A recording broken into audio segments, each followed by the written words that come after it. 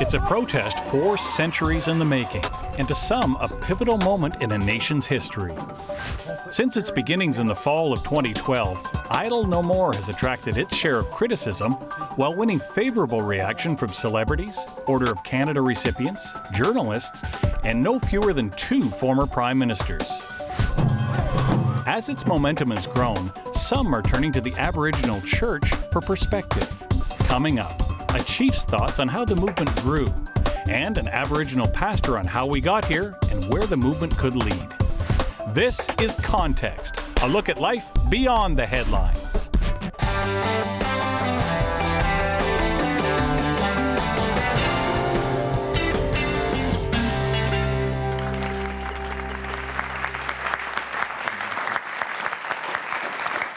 Well, from social media to social movement, Idle No More began as an online call to action by 4 women in Saskatchewan, and it has grown into an international cascade of grassroots protests, hunger strikes, and blockades, and just a lot of Aboriginal young people getting engaged about their culture. We've got a whole bunch of them with us that have been all part of Idle No More.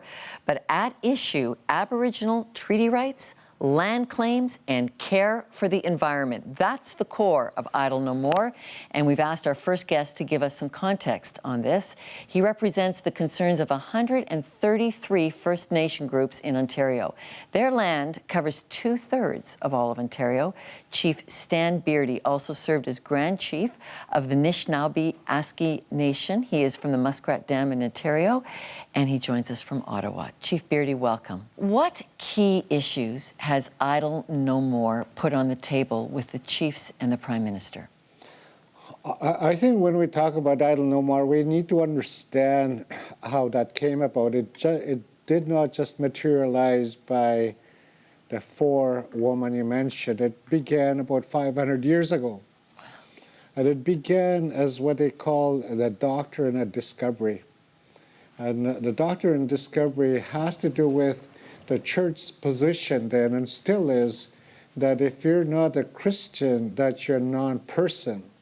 So what happened when the sailors, the so-called explorers, left their homelands back in 1400s and 1500s to look for new lands, it was on the understanding that any new lands they find, whether South Africa, North America, Australia, New Zealand, that the people, if they're not Christian, those are non-beings. Therefore, they didn't have a right to own property. So that's how Idle No More started the colonization. And that's what we're dealing with today, is that injustice has been inflicted upon First Nation people for the last 500 years. Chief, we have a lot of your people here in the audience tonight, and I want to give the young people a chance to ask you a question. One of the questions that I have as youth is, what are your intentions when you meet with Mr. Harper? I think one of the things that we need to keep reminding Mr. Harper is that as a treaty partner, he has a legal obligation to us to make sure that the laws are followed. When we established those treaty relations, it was on the basis of nation to nation that we would have peaceful coexistence, that if the land to be used had to be properly arranged with the landowners, which are the First Nation people, and also the rich, the wealth created from our traditional lands are supposed to be shared. So I think we need to continue to remind Mr. Harper that he has a legal obligation to First Nations people through treaty making. You go to church, many Aboriginal people go to church, yet this deep division and distrust has grown on all sides of the conflict. What do you think the roadmap is going forward? The First Nation people, there's 2 principles that have guided my people for thousands and thousands of years. The first principle, the pillar, is that we have a special relationship to the Creator. Second is that we have a special relationship to the land. When we talk about the special relationship to the Creator, we're talking about being very spiritual people. So the young people sitting there are very spiritual, and they can connect with the Creator.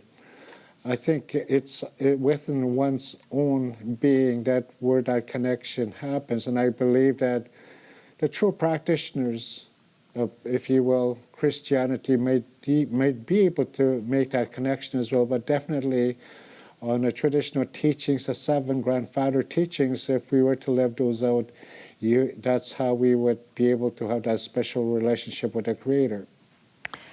Chief Beardy, I do hope you can take this kind of care then into these very high-level political discussions you're having with the Assembly of First Nations. Thank you very much for joining us. Yes, you're welcome. Well, now it's time to find out what our audience think and what you think. Are hunger strikes an appropriate way to protest? Yes, no, sometimes. Send us your answers by phone, email, Facebook, or Twitter, and be part of the conversation. Our studio audience is taking a live vote, and we'll have those results in a moment.